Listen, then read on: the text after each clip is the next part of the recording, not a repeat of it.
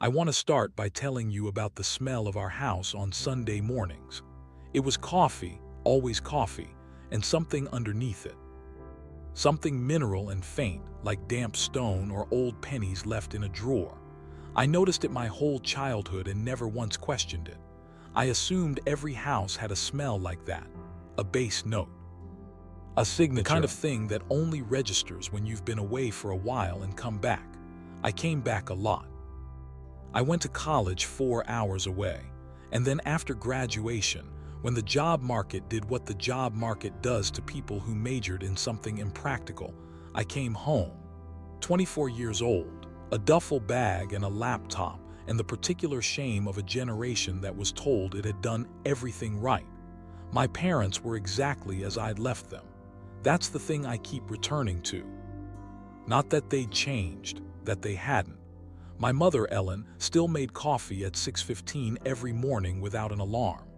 My father, Don, still read physical newspapers, actual paper, folded in thirds the way his father had taught him.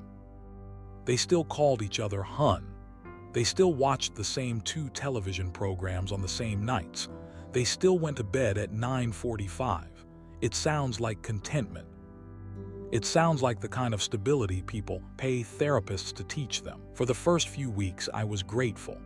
By the second month, something about it had started to feel, I want to choose this word carefully, precise. Like watching a clock that never loses a second. It's not wrong. There's nothing to complain about. But after a while, you stop finding it reassuring and start finding it strange that anything could be that consistent. I told myself I was projecting. I had moved home at 24. Of course, everything felt slightly off. The house was the same, I was different, that was all. I unpacked my books into the room I'd grown up in. The narrow twin bed with the blue comforter. The glow-in-the-dark stars I'd stuck to the ceiling when I was 9, and that my parents had never removed. I lay under those stars the first night and breathed in the coffee and penny smell of the house and thought, okay, this is temporary, this is fine. I fell asleep to the sound of my parents' bedroom door clicking, shut at exactly 9:45. I know it was exactly 9:45 because I checked my phone when I heard it. I don't know why I checked my phone. I should tell you about the stairs. Our house was a 2-story colonial, built in 1974. The staircase was in the center of the house, the way they used to build them, wide-bottomed, narrowing toward the top, with a smooth wooden banister that creaked when you leaned on it. Under the stairs on the ground floor, there was a storage closet. A low door, painted the same off-white as the walls, with a brass handle that had gone slightly green with age. My parents stored holiday decorations in there, boxes of Christmas ornaments, the artificial wreath, a bin of Easter baskets. The normal accumulation of a family that had celebrated the same holidays the same way for 30 years. I know this because I'd been inside the closet multiple times as a child, helping carry boxes in and out. The floor was wooden. The walls were bare drywall. The ceiling followed the angle of the stairs, so it went from about 5 feet at the entrance to less than 2 at the back, where the boxes were stacked. I knew that closet. So when I came downstairs at 2 in the morning, 3 weeks into living back at home, and noticed that the door was open, just a few inches. The brass handle gleaming in the dark, I didn't feel afraid. I felt curious. The air coming from the opening was cold. Not the cool air of an unheated space in autumn, but genuinely cold. The kind of cold that has temperature and weight to it, that you feel on your eyeballs. I stood in the hallway in my socks, and I could see my own breath when I exhaled. I pushed the door open wider. The boxes were there, exactly as I remembered. The artificial wreath hung on a hook. The Easter bins were stacked neatly in the back corner. Everything was as it should have been. Everything except the floor. In the back left corner, behind the lowest box of Christmas ornaments, the hardwood floor had a seam in it that I didn't remember. A rectangular seam, maybe 3 feet by 2 feet, with small brass hinges along one edge. A trapdoor. I stood there for a long time. The cold air moved around my ankles the way cold air does in old houses, finding the gaps, finding the places where outside and inside meet. I was aware of how quiet the house was. The refrigerator hummed, the distant sound of a car on the road 2 blocks over. I reached out and touched the trapdoor with my foot. It didn't give. It felt solid. It felt like it had always been there. I told myself it probably had been. I told myself there were probably a dozen things in that house I'd never noticed. A 30-year-old colonial with a crawl space. Of course, there'd be an access hatch somewhere. Of course. I went back to bed. I did not mention it to my parents in the morning. I don't know why I didn't mention it. The next few days were normal, completely, unremarkably normal. My mother made coffee at 6:15. My father read his newspaper. They called each other hun. They watched their shows. They went to bed at 9:45. I found a part-time position at a local marketing firm. I started going to the coffee shop on Elm to work in the afternoons, partially for the change of scenery and partially because I wanted, I realized, with some guilt, to be somewhere that my parents weren't. I came home on a Tuesday at around 6, let myself in through the back door and stopped. My parents were already at the dinner table. This was normal. What was not normal was that they were sitting completely still.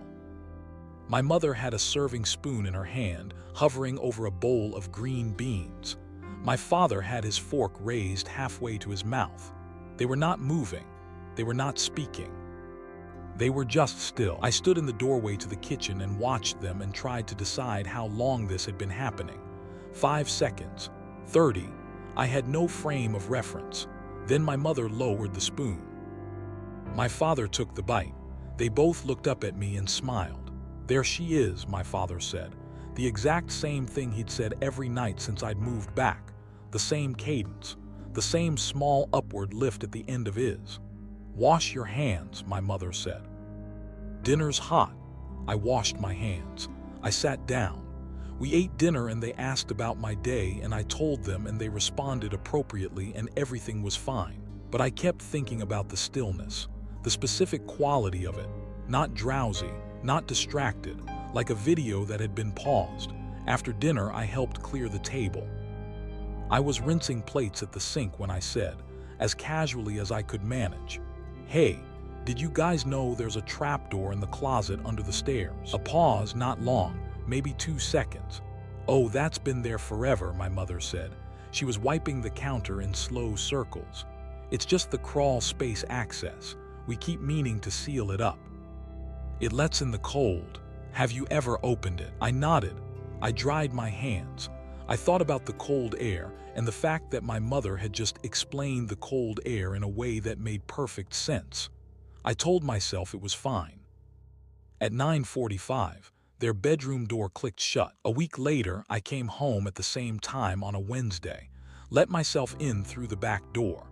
They were at the table again. Still. This time I stood in the doorway for longer before they noticed me. Long enough to count. 11 seconds. My mother with the spoon over the green beans. It was always green beans, I realized, every Tuesday and Wednesday and some Thursdays. Green beans from the same, she'd been buying from the same grocery store since I was a child. My father with the fork raised. 11 seconds of perfect stillness. Their faces gave me nothing. They were warm and engaged and asked the right questions, and my father made a small joke about my boss that landed correctly, and my mother refilled my water glass without being asked because she always knew when it was getting low. They were, by every measure, good parents. I excused myself early, claiming tiredness, and went upstairs. I lay in my bed under the glow-in-the-dark stars and I thought about the word performance, not in a dramatic sense, not in the way that implies deception, just in the sense of something being executed, carried out with consistency and care, a performance that had been running without variation for 17 years. I fell asleep with that thought sitting in my chest like a stone, heavy and cold and oddly quiet. I started keeping a journal. Not because I thought anything was wrong. I want to be clear about that. I started keeping a journal because I am the kind of person who processes things by writing them down, and I was processing something, a feeling I didn't have a name for yet. I noted the times: 6:15 coffee, 9:45 the click of the door, the green beans, the fork, there she is, wash your hands, dinner's hot. I wrote down the cold air from the closet and the trapdoor, and the crawl space explanation that my mother had delivered, in a tone that was exactly as warm and casual as the conversation warranted. I wrote, why did she use the word forever? That's been there forever, not for years or since we moved in. Forever. I wrote, they bought this house in 1991. They have lived here for 33 years. That is not forever. That is a specific amount of time. I wrote, I am probably reading too much into a word. Then I wrote, but what if I'm not? I went back to the closet on a Saturday afternoon when my parents were both out, my mother at her book club, my father on his weekly walk that took exactly 45 minutes. I brought a flashlight. I moved the Christmas boxes carefully, stacking them to the side. I crouched under the low ceiling and looked at the trapdoor in the gray light. The hinges were brass, like the door handle. The seam was clean. Whoever had made this had made it carefully. I took hold of the edge and lifted. The air that came up was cold enough that I made a sound, a small, involuntary sound, not of fear but of shock. The cold of a meat locker. The cold of something that had been sealed for a long time. Below was a ladder, metal rungs set into a concrete wall, going down maybe 8 feet into darkness. I could see the floor at the bottom, also concrete, and what looked like the edge of a room extending beyond the ladder's base. I am not a reckless person. I want to make sure you understand that. I thought about waiting. I thought about coming back with a better flashlight, or telling someone, or simply not going down at all. But the thing about a door is that once you found it, it belongs to you. Ignoring it doesn't make it go away. It just means you've chosen not to know. I went down the ladder. The room was small, maybe 12 feet by 10, concrete on all 4 walls and the ceiling. No windows. One string light fixture with a bare bulb, which I found and pulled and which, to my considerable surprise, came on. The room was not empty. Against the far wall, a metal workbench very clean with tools laid out on it in a precise row. Not carpentry tools, not plumbing tools. Small tools, thin-handled with narrow tips, the kind you might use for delicate work. Surgery, maybe, or watchmaking, or something in between. On the right wall, a pegboard with outlines drawn on it in marker. Shapes. Each shape had something hanging in it. Most of them I recognized household items. A fork, a butter knife. A small container of the brand of coffee my parents drank. A folded newspaper. A brass door handle, the same green-tinged brass as the handle on the closet door. On the left wall, photographs, hundreds of them pinned in a grid. They were photographs of our family. I mean that precisely. Not photographs of our family the way you'd have in an album. Not birthday parties and holidays and posed portraits. These were photographs documenting our family, our house from outside at every hour of the day and night. The kitchen table set for dinner. Close-ups of faces, my mother, my father, and my own face from childhood onward, close enough that I could see the specific texture of skin. The particular way my father's left eyebrow raised when he was thinking, and handwriting. On almost every photograph, handwriting in a small, even script. Eyebrow elevation during contemplative state, 3 approximate, consistent. Subject Ellen, morning vocal register F-sharp, replicate, green beans brand confirmed. Frequency TWTH, acceptable variation minimal. There she is, cadence, rising terminal, memorized, deploy on subject return. I stood in that room and read those notes for a long time. The string bulb hummed overhead. The cold pressed against my skin like something with intention. I understood very clearly that the people upstairs were not my parents.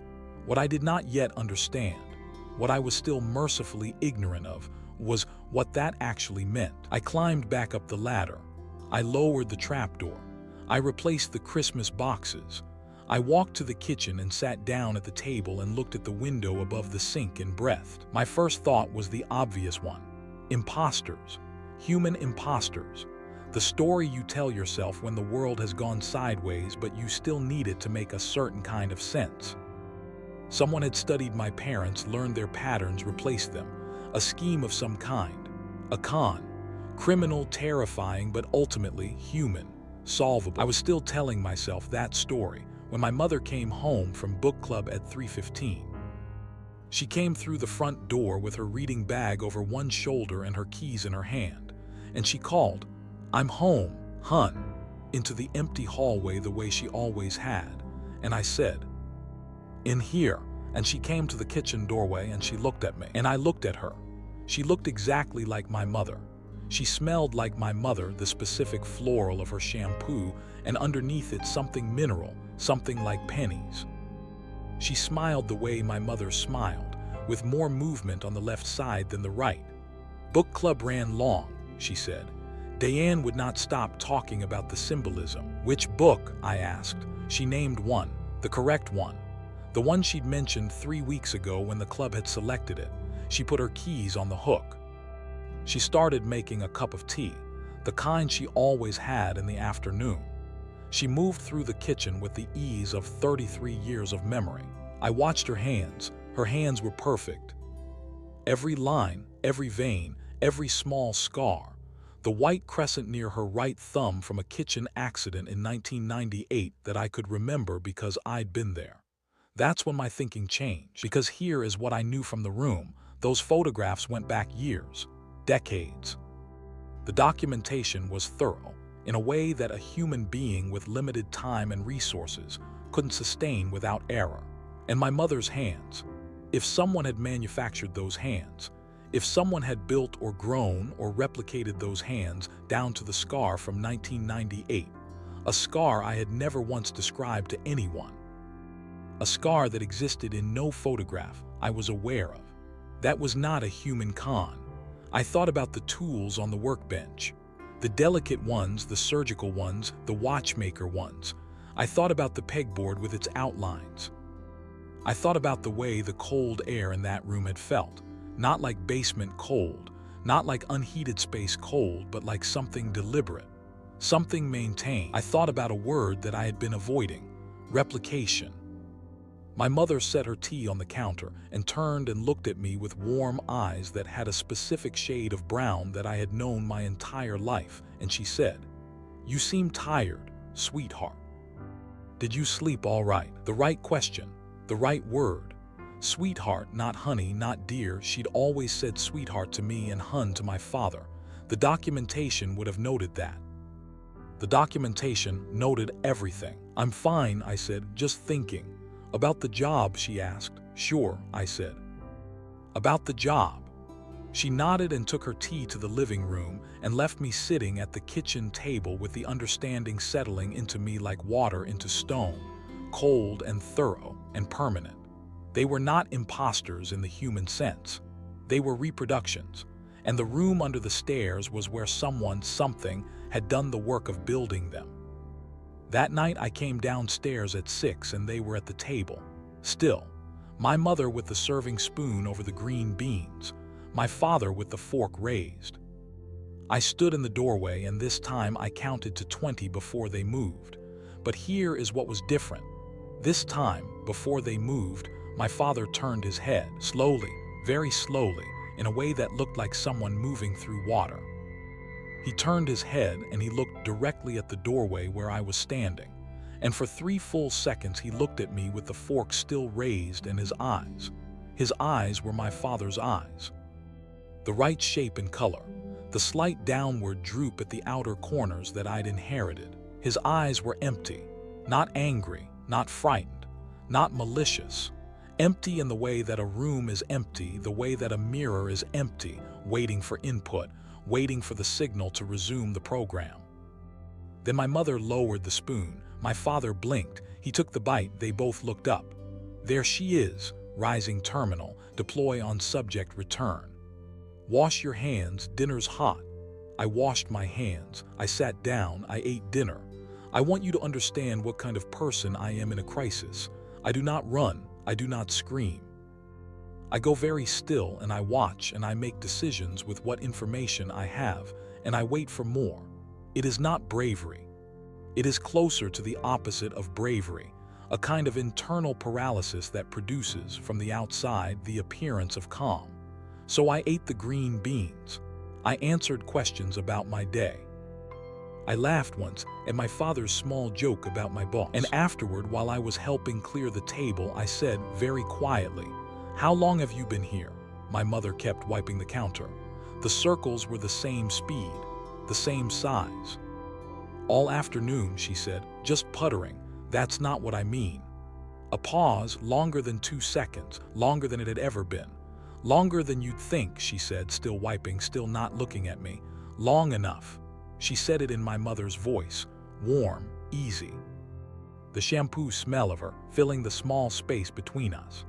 And then she looked up at me and smiled, and her eyes were warm and full, and I could not tell, I genuinely, truly could not tell, whether there was something behind them, or whether I was looking at the most perfect, most thorough approximation of a person that has ever existed in this world. "Go get some rest," she said. "You seem tired." At 9:45, their door clicked shut. I did not sleep that night. I went to my room and I sat at my desk and I opened my laptop and I did what I should have done weeks earlier. I searched for my parents. Not in the way you look up someone's social media. I mean, I searched deeply. I found their marriage certificate in 1989, filed in this county, their correct names and signatures. I found my birth certificate. I found decades of tax records and property records and utility accounts and membership, rosters for the book club and the newspaper subscription, and the walking route that my father had been doing every Saturday for. I found this in a community newsletter archive, 22 years. Everything was there. Everything was in order. Every record that a human life accumulates over 40 years was intact and correct, and woven through the civic fabric of this town in a way that would require decades to manufacture. Decades. I thought about what the notes in the room had said. The early ones, the earliest photographs in that grid were from before I was born. The handwriting was the same throughout, the same small, even script, unchanged across what must have been 35 years of documentation. Unchanged, I thought about the word forever, my mother's word, not for years, not since we moved in, forever.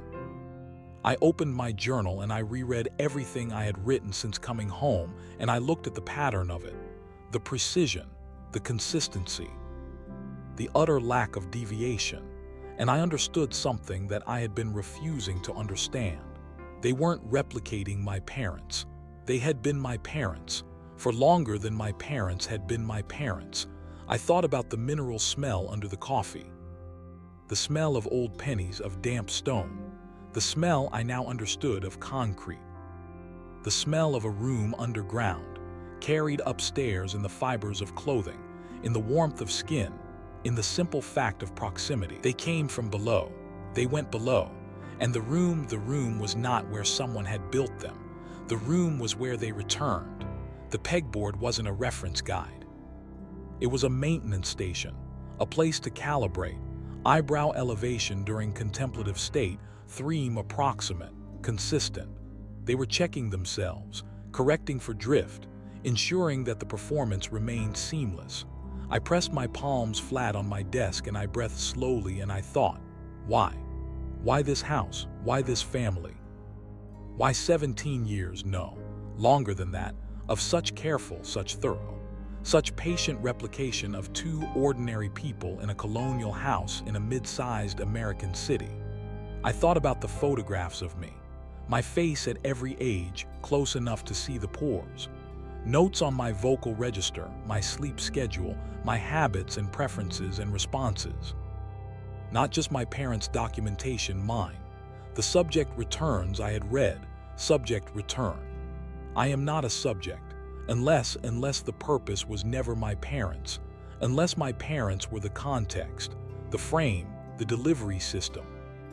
unless whatever is in that room under the stairs has been, for my entire life, studying me. I came downstairs at 2 in the morning.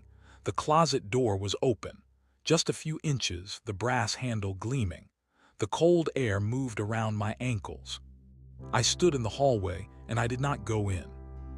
I stood and I breathed and I felt the cold on my eyeballs, and I thought about what it must be like to have been watched, cataloged, noted. Your eyebrow elevation measured, and your vocal register filed, and your every return home documented as a data point in something you don't have a name for. What it must be like, past tense because I had just thought of it, present tense because it was still happening. I put my hand on the closet door and I pushed it closed, and I heard the latch click, and I stood there with my hand on the painted wood, and I said quietly, "I know you're down there." The house was silent. The refrigerator hummed. Then, from behind the closed door, from the cold on the other side of an inch of painted wood, I heard something. Not a voice, not a sound I can describe as mechanical or organic, as human or animal. A sound that I associate now, that I will always associate with the specific feeling of being known. Being fully known. Every data point, every measurement, every catalog entry, assembled and present and aware. A sound like a clock that never loses a second. And then from upstairs at 2:14 in the morning, because I checked my phone, the sound of a door handle turning. Their door. Footsteps. Soft, even, descending. My father's voice from the top of the stairs. "Come back to bed, sweetheart." Sweetheart, my word, not honey, not dear. My word, which my mother used for me, which my father had never once used until this moment, as if the correct word had just been looked up and deployed with the same precision as everything else. Deploy on subject return. I was looking at the closet door. I was listening to my father come down the stairs. I was aware of how cold my feet were in their socks, and how the mineral smell of the house was very strong, and how the glow from the streetlight through the window made a long pale rectangle on the hallway floor. I did not move. "Come back to bed," he said again, closer now, one landing above me. I thought about 24 years of green beans and 945, and the exact shade of my father's eyes, and the white crescent scar on my mother's thumb, and the glow-in-the-dark stars on the ceiling of my childhood room. I thought about forever.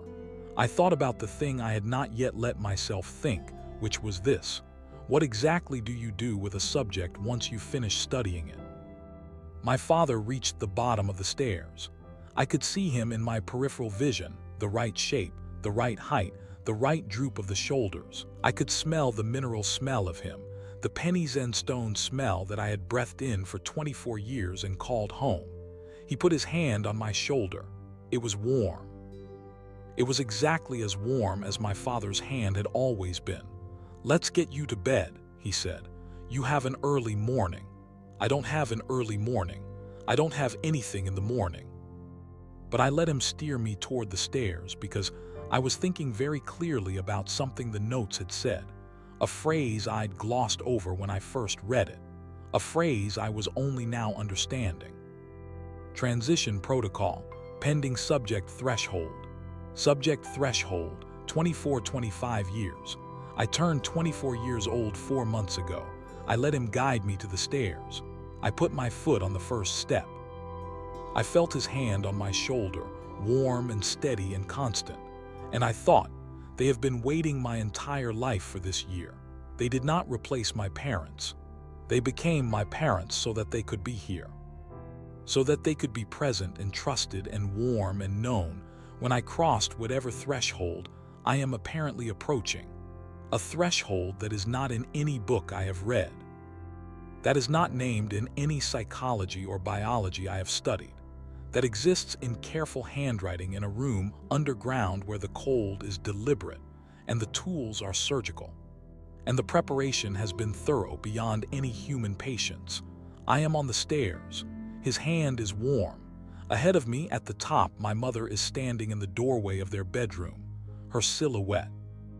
The floral smell of her shampoo drifting down, She says nothing. She is just there, waiting. They are warm and steady, and known to me the way only a parent can be known. And I am 24 years old, and I have been living in this house for 2 months, and I have found the room and read the notes, and I am still going up the stairs.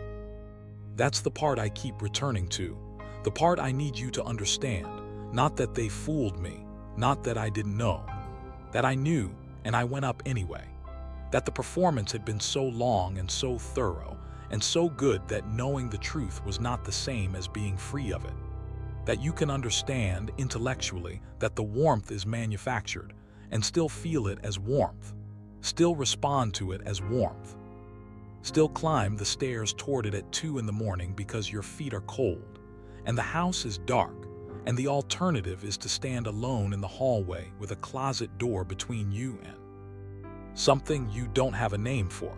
I am at the top of the stairs now. My mother reaches out her hand. I have one thought very clear before I take it. The notes in the room, the earliest photographs, the documentation that began before I was born. They weren't studying what I am. They were making sure I became it. Her hand closes around mine. It is exactly warm enough. The door clicks shut behind me at 2:14 in the morning. I found this in my own journal the next day, in my own handwriting. I do not remember writing it. Threshold reached. Subject receptive. Integration, 72 hours. Previous subject performance complete. Transition as planned. Note for record, the green beans are not necessary anymore. But she will make them on Tuesdays and Wednesdays and some Thursdays because she remembers them, and memory is weight and weight is anchor. There is a new family 4 streets over. The daughter is 7 months old. Begin documentation. If you found this script, if you found this video, and you are reading these words the way I once would have read them, curious and slightly unsettled, but fundamentally certain that you are sitting somewhere safe, I want to ask you one question. When is the last time you checked under your stairs?